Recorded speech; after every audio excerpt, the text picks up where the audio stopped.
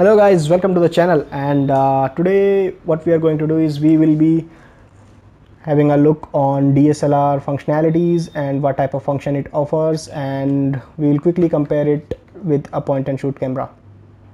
So let's first start with a comparison.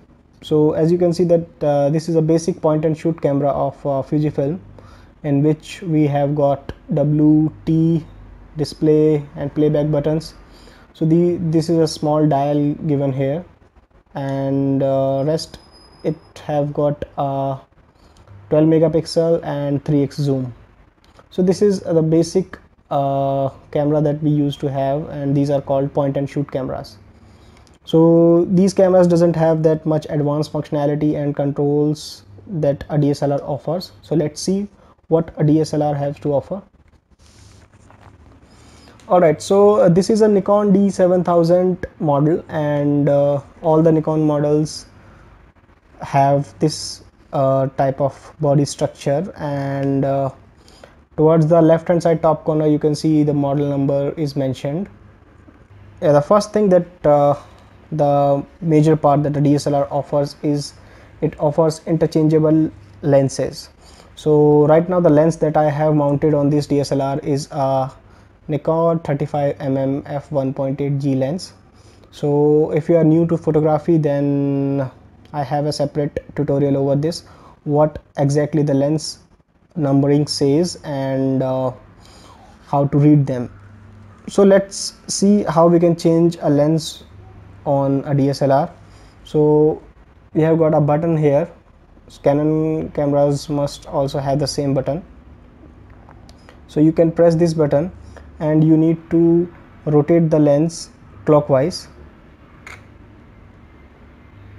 and then you can simply remove it. So you can see this is the inner of DSLR, and let me show you via diagram how DSLR works. Okay, so here is an image of how a DSLR works. I have numbered the image to give you a better understanding of the processes.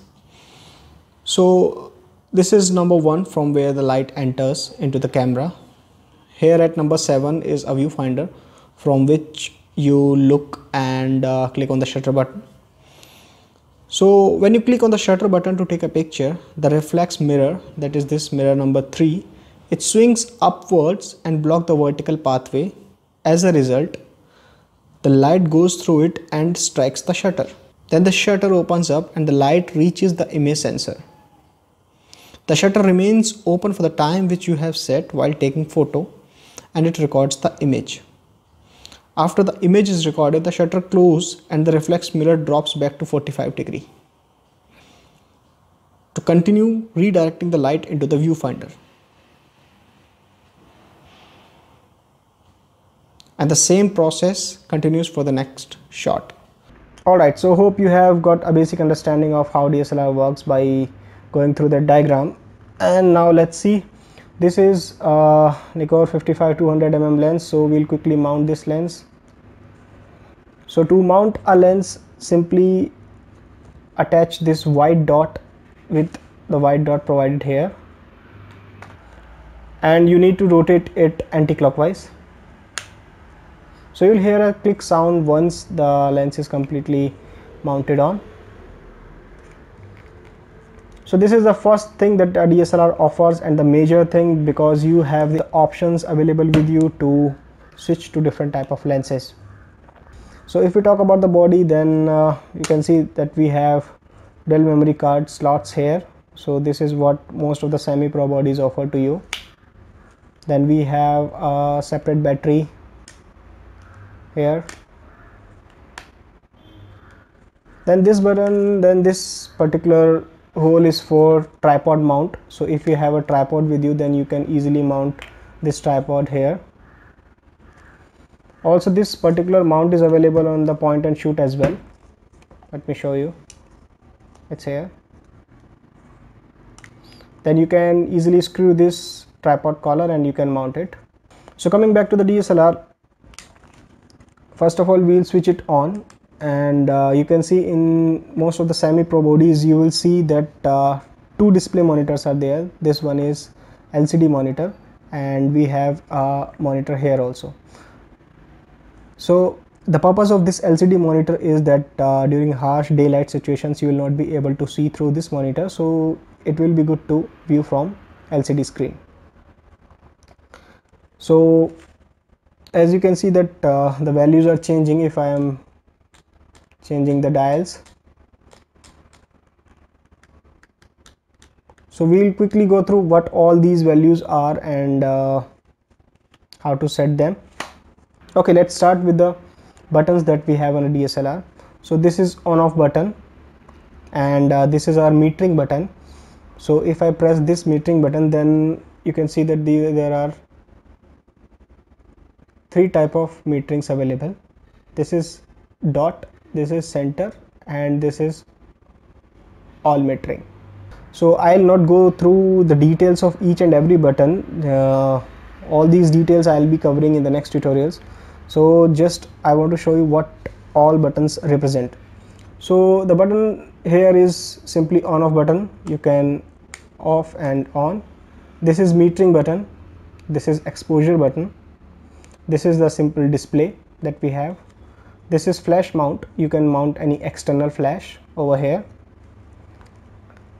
This is a flash button.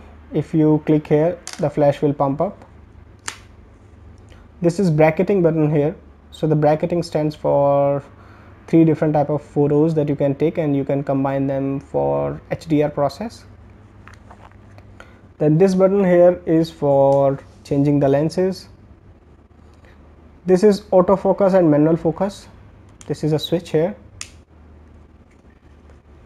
On the lens we have a VR on off. So for Nikon models we have VR, stands for vibration reduction, and for Canon we have IS, image stabilization. Alright, so always make sure that both these buttons are in sync with each other. Suppose we have autofocus here, then it should also be autofocus on the lens. Otherwise your camera will be having some issues. Let's move on. So here we have a dial in which U1, U2 is user 1, user 2 saved settings. So you can find these options only in pre-bodies, semi-pro bodies. And we have manual, aperture, priority, shutter priority, programmed auto, and flash, and C modes. So these modes are very interesting to learn, and these will provide you flexibility over what you are photographing. So it's important to learn these all dials here, and for them I'll be creating a separate tutorial. If you go to here, then you can find a small dial. You have to press this button, then you can see single, continuous low, continuous high, quiet. This is timer, this is remote, and this is mirror up, used for silent photography.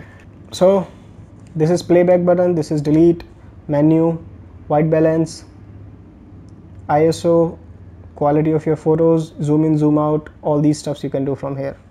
If we come here, we have auto exposure lock, auto focus lock, and here we have record button, live view, this is for video recording. Then this is a dial which is used to moving different focus points here and there. Then we have lock selector, you can lock your focus.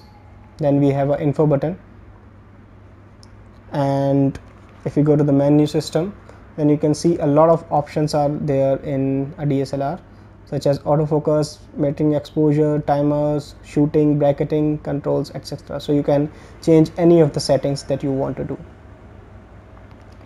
Now here we have AV. Alright, so here we have audio, video out, HDMI and USB ports available, and below we have a microphone and a GPS like this. So this was the menu structure of a DSLR. As you can see that a point and shoot is not offering all the controls that a DSLR is offering to you. So we will go to each of these menu systems that I have just updated you. So we will be covering each and every control of DSLR in our next tutorials. So that's all for now in this tutorial, and if you like this video then hit like button and stay tuned to this channel, because in the future videos we'll be covering more about photography from basics to higher level. That's all for now. Thank you.